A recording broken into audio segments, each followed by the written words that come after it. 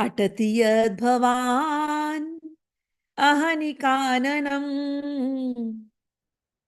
त्रुटिर्युगायते त्वामपश्यताम् कुटिलकुन्तलम् श्रीमुखं च ते जड उदीक्षताम् पक्ष्मकृदृशाम्। आप इतनी देरी कर रहे हैं, क्या कहें आपसे। अटति यद भवान अहनि काननम, जब आप दिन के समय में वन में विहार करने चले जाते हो, हे वन विहारी, हे विहारी जी, त्रुटिर्युगायते त्वाम पश्यताम, आपको बिना देखे एक एक क्षण लगता है जैसे कि न जाने कितने हजारों साल।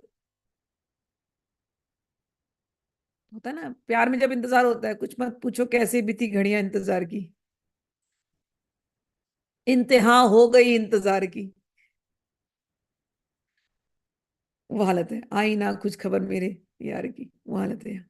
कहते आपको समझ में नहीं आता कि एक एक क्षण त्रुटिर्युगायते त्वाम पश्यताम, हमारे लिए न जाने कितने कितने हजारों वर्षों जैसा होता है एक एक क्षण, जब आप नहीं हमको दिखाई देते तो। युगत युगायतम निमिषेण चक्षुषा प्रवर्षायितम शून्यायतम जगत सर्वम गोविंद विरहेण में। हे श्याम सुंदर,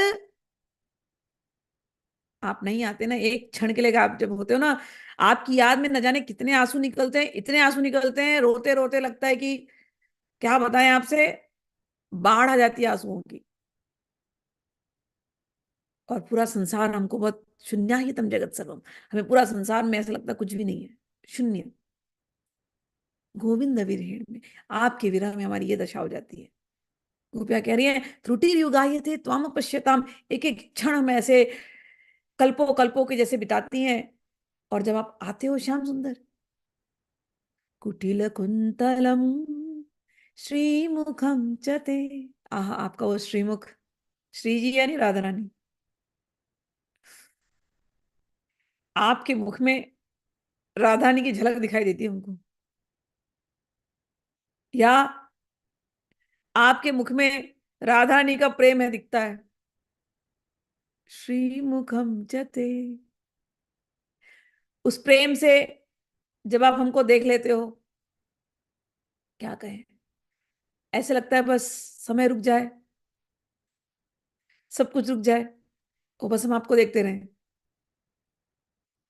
लेकिन क्या कहें, कुटिल कुंतलम श्रीमुखम चते, ये आपके कुंतल है ना, बड़े कुटिल हैं। एक तो अर्थ है कि भौरे के जैसे हैं, और दूसरा अर्थ है घुंघराले घुंघराले, तो बड़े सुंदर लगते हैं कि आपका मुख एकदम सुंदर श्रीमुख, और उसके ऊपर घुंघराले घुंघराले बाल, आप लगते तो बड़े सुंदर है।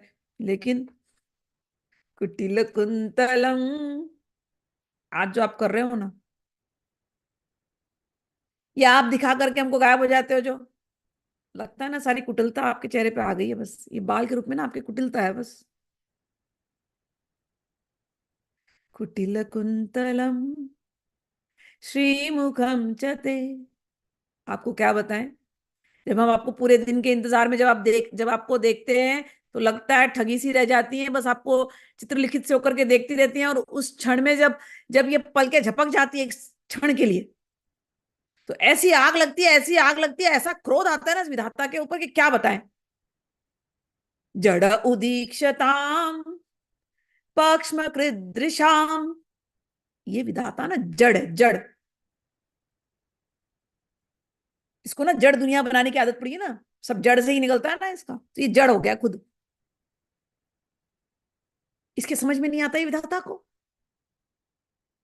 पहले तो हमको पैदा करते हैं ब्रज में, हम अच्छी भली थी पैदा हुई थी ब्रज में,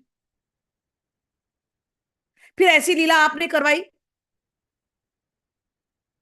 कि आप आ जाते सीधे हमारे गांव में। पैदा तो आप कहीं और हुए थे, मथुरा, मथुरा छोड़ के यहां पर आ गए, अब यहां आ गए तो हम भी हैं तुम भी हो।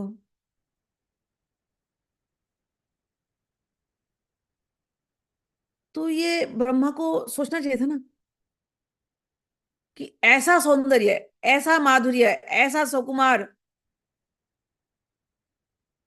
ऐसा सौहार्द, इस सब कुछ किसी एक के अंदर डाल दिया है और उसको हमारे गांव में रख दिया है। हम कैसे समाये अपने अंदर, बताओ कैसे समाये? ये दो आंखें कम पड़ रही हैं।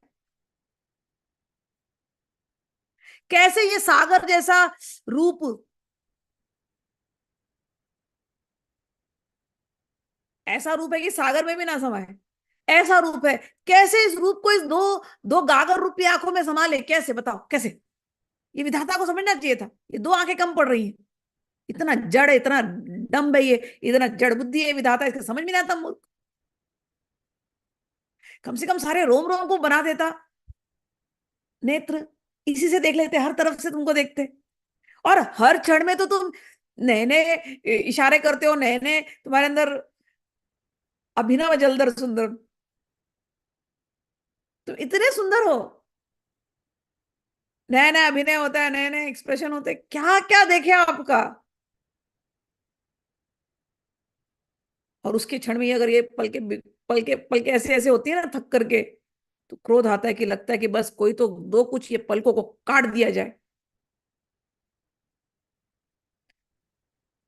कुटिल कुंतलम श्रीमुखम च ते जड़ उदीक्षताम पक्ष्म कृदृशाम। हमारे लिए पल के गिराना भी भारी हो जाता है।